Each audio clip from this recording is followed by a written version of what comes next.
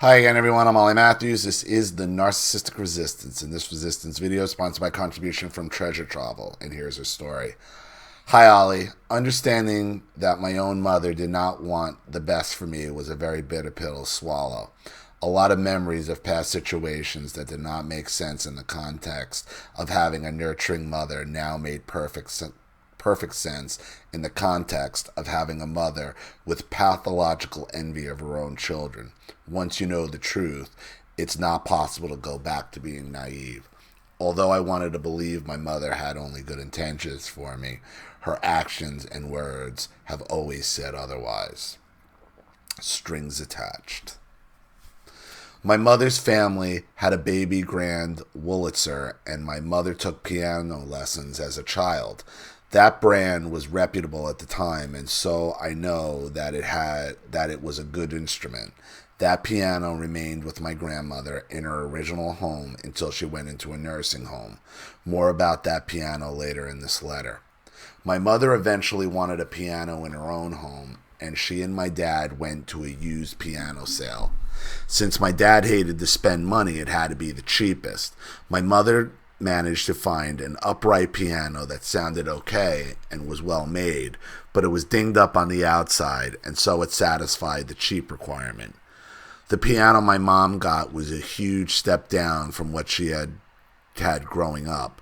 Luckily for me and my sister, there was a neighborhood piano teacher who was inexpensive and in walking distance, so we got to take lessons, which your mother played. Your mother played piano and she didn't teach you? Well, I know sometimes it's hard to learn from your mother, but still, I mean, that's kind of an indicator right there. When my sister and I entered middle school, our piano teacher graduated us to move to a more advanced teacher. He was shocked to hear from us that our piano had never been tuned in our home. My parents had plenty of money, but were very cheap, especially when it came to the girls. He told my mother that it was important for piano students to play on a tuned instrument. My mom was probably embarrassed by the conversation, which motivated her to get the piano tuned. She already knew the piano needed to be. If she's been playing her whole life and had a Wurlitzer in her mom's house, she knows this.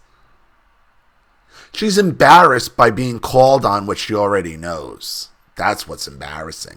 Not that she didn't know. She's embarrassed because she already knew. She knows it because she's like being called because it's being called out on it.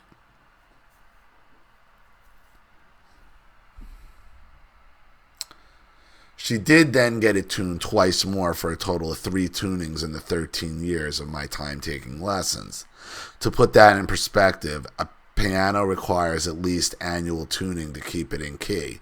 Although my mother had the benefit of learning on a good instrument that was kept in tune, and although my parents had plenty of money to provide such for the kids, my mom was not the least bit interested in doing this for the girls. Although it was kept out of tune, it was otherwise in decent shape and its strings were not rusted. My mother played this piano once in a blue moon. She always played the same 2 Mozart tunes in non-rhythmic Gypsy Rondo and the first page of Sonata in C. She was usually drunk when she played. You know, Virginia had I've told this story about, when it comes to pianos. It's, Virginia had this piano in her basement. And whenever Virginia and Redento, my grandfather, and the girls, the 3 of them, it'd always end up with Virginia wailing on the goddamn piano. And that's what she would do when she was mad. She would go down in the basement and start just singing and wailing on that damn piano. It was the first time my father, it was a famous story that my father would tell. The first time he went to dinner at my mother's house, my grandfather leaned in making a joke, you don't have to eat this, Brian, pointing at the food, and then looked at Virginia like, Virginia, where'd you get this roast beef? They throwing this out behind ShopRite, and the battle, the screeching, the 3 of the women, it was just this battle royal ensued. Okay. where shotguns would come out. Same shotgun my mother pulled on my father, by the way. And then they're yelling and screaming. And then Virginia goes down the basement and she just starts wailing on the piano.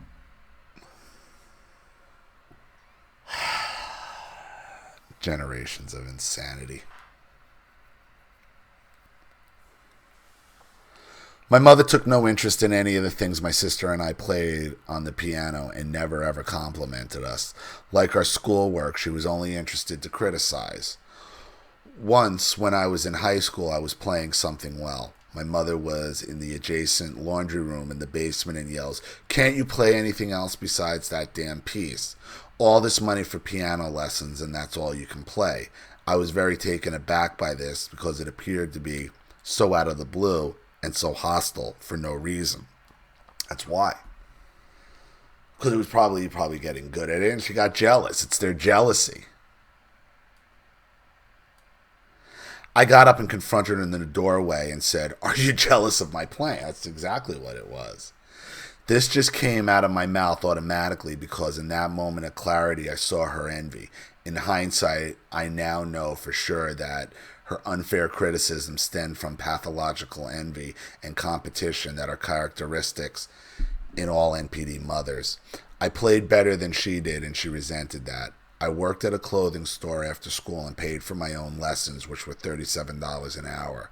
Well, I did not know the terms then that I know now, which are narcissistic injury and narcissistic rage, which would explain my mother screaming at me how ridiculous that was and how crazy I was for saying such a thing, and how dare I talk to my mother like that. Fast forward to me as a married adult in my own house in another state.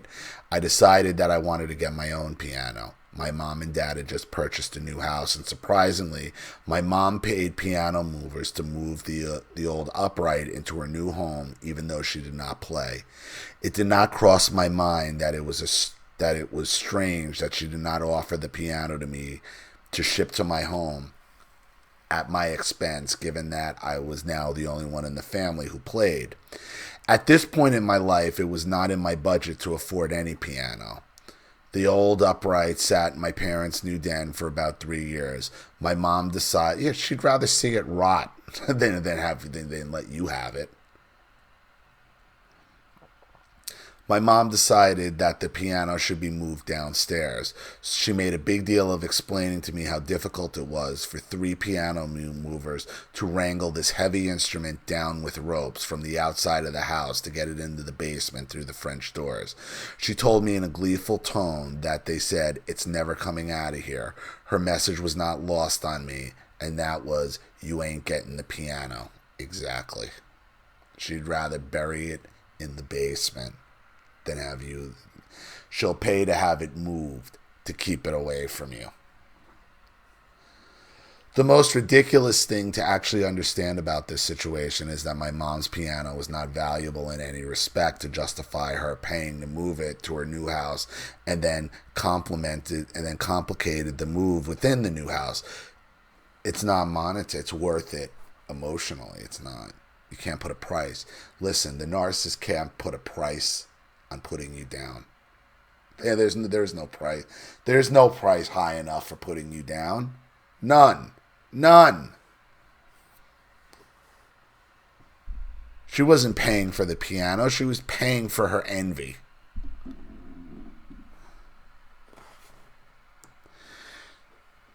Had my mom offered to give it to me, I would have declined because I played well enough to know it was not worth the moving cost to get it to my house. However, and here is the big however, my mom, regardless of whether she actually understood that this piano had little value, thought that I wanted it. Yeah, it's all about their motivation.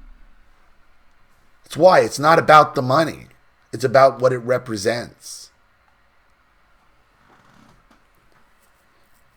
Because she thought that I wanted it, she wanted to make damn sure I understood that I was not getting it. She liked the idea of having a piano simply because I did not have one.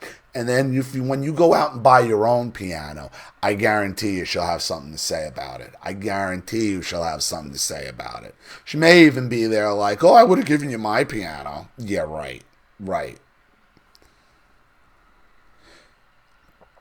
She liked the idea of having a piano simply because I did not have one. I know this may sound like I am paranoid, but I seriously got this impression based on our conversations about the damn piano. Right, because it's just another thing they could look down their nose at. It's not about the money. It's about what it represents. I did start talking again about buying a piano a few years later as I was in a better place financially to afford one. Interestingly, my mom, while visiting me, said that she and Dad wanted to go to a used piano warehouse with me to get a piano for my upcoming birthday. I was surprised and thanked them, but it was pretty odd that she wanted to go piano shopping with me rather than giving me money for a piano. No, yeah, exactly. It's going to be some fuckery. It always is. It always is. Either she wants you to get a worse piano than she has, okay, or she wants to hold it over your head. Either way, it's a bad fucking idea. No, what was going on here was that my mother wanted to control what I got and what was spent and wanted to make sure I got something, stuck with something dinged up and cheap as she had. Exactly. We did not end up at the piano warehouse because it was closed. This was a blessing in disguise because it would have been anxiety provoking to shop with her and have her try to push on me a shitty instrument that had strings attached, literally and figuratively. Not surprisingly, my parents did not give me any money for a piano because my mom's offer really only applied if she had control. Much like the baby furniture incident with my parents. You know, same deal. On the way to the furniture store, the terms were being changed of what was being purchased. My mother's like, I'm only buying, you don't need a rocker. All you need is a crib and a changing table. And I didn't say a word. Didn't say a word because I was avoiding the fight. Didn't say anything, but I had made the decision in my mind right there and then. I wasn't accepting anything from them. And that's when all hell broke loose. A week later, when my father confronted me about some other bullshit.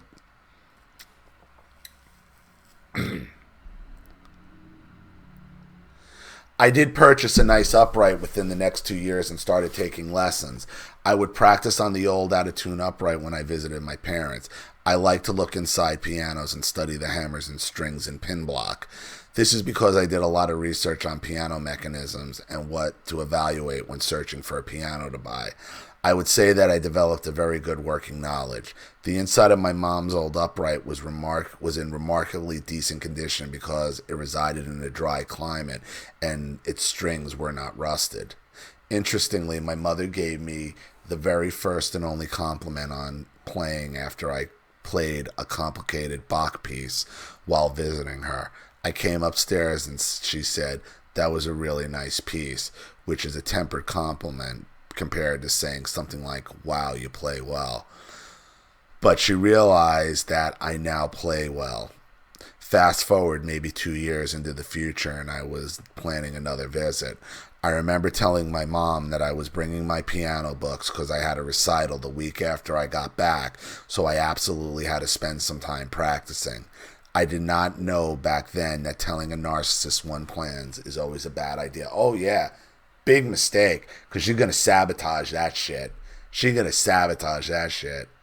I did bring my piano books and sat down at the piano at the first key strike produced a hollow thud. She sabotaged the damn mud.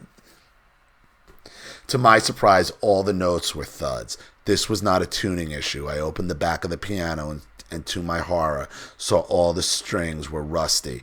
Actually, not just rusty, but corroded. The inside of this piano looked like it had been raised from the Titanic. It was unplayable.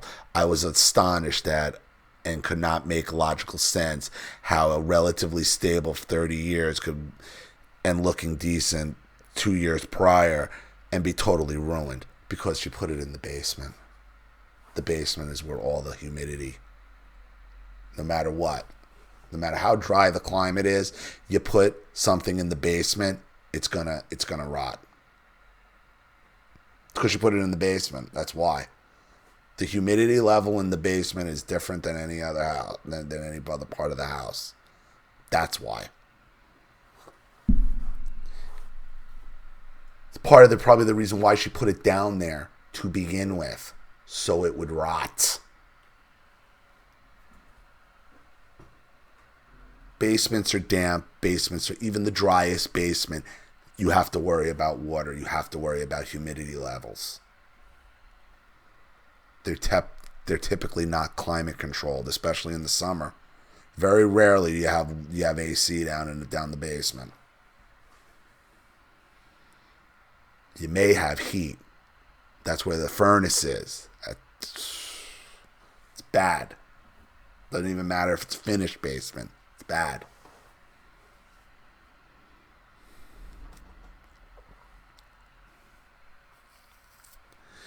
It made no logical sense to me, but I said nothing to my mom. It's amazing how I questioned science and my own memory rather than entertaining the thought that my mom had done it. Although I do not have any proof that my mother sabotaged the piano by spraying water or some corrosive cleaner repeatedly on the strings prior to my visit, I can't conceive any other explanation. I really believe she was being passive-aggressive and ensuring I would not be able to practice that week, hoping to sabotage my recital performance. I knew I should never let my mother near my piano in my home or around anything else of mine that is of value. And she might have still done something to the strings. But I'm telling you, putting it down the basement like that is a bad idea. It's a bad idea. Many years later to all this, my mother put her mother in a nursing home and gutted her house. Probably the most valuable thing in my grandmother's house was her baby grand. I was living in an apartment back then, so was not in a position to take it had my mom offered it to me. For sure, my mother would not have offered it to me, and she made goddamn sure that her brother's children, then young adults, did not even have the opportunity to ask for it or anything else. No, my mother gave the piano to a stranger. Instead of taking it herself, she has this dinged up piece of shit. She'll go it out just so you can't have it. Because if anyone should have had it, it probably should have been her. She's got this dinged up piece of shit, right? She'll go it out so you can't have it.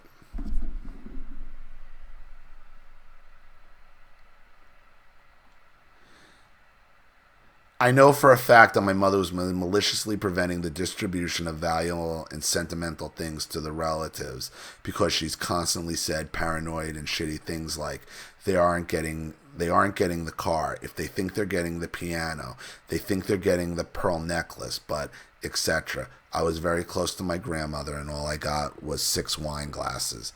Seriously, my mother threw away framed black and white pictures of my grandmother as a child that she knew I would have loved. I have very clear understanding in hindsight that my mother was jealous of my relationship with her mother. You can't make this shit up. Treasure travel.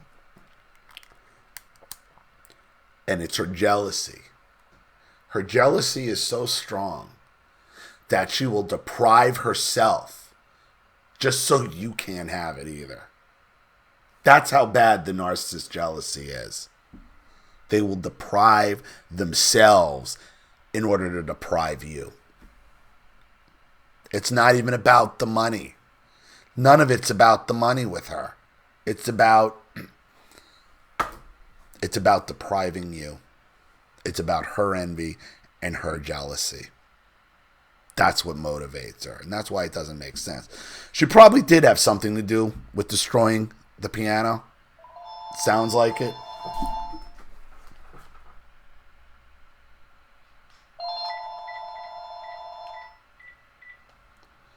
It sounds like it. So, that's neither here nor there. Because she's destroyed so many other things in your life beforehand, before it even got to that. So, just understand your mother will deprive herself just so you could go, just so you can't have it. That's sad, and I understand that. So, Thank you again for another contribution in Story Treasure Travel. I really appreciate it. Thank you to everybody watching. Please leave any opinions or advice in the comment section below. And again, if you want your story read on the channel, you have a topic you'd like me to cover, a narcissist you'd like to expose, you'd like to set up Skype, a phone call, have a private video made, or a Facebook live chat, or you'd like to sponsor a video like this for someone who needs help and can't afford it, or just make a contribution to the channel in general to keep it supported, growing, and successful, because this channel survives 100% on contributions from all of you. Without you guys, all this goes away. So if you like what you see here and you want to see more videos like this, you know what to do with the PayPal and email links in the description box. Also, please like and share this video wherever you can. Subscribe to my channel if you haven't, and be sure to click the subscription bell to be notified of all my video uploads. I'm Ollie Matthews. This has been The Narcissistic Resistance.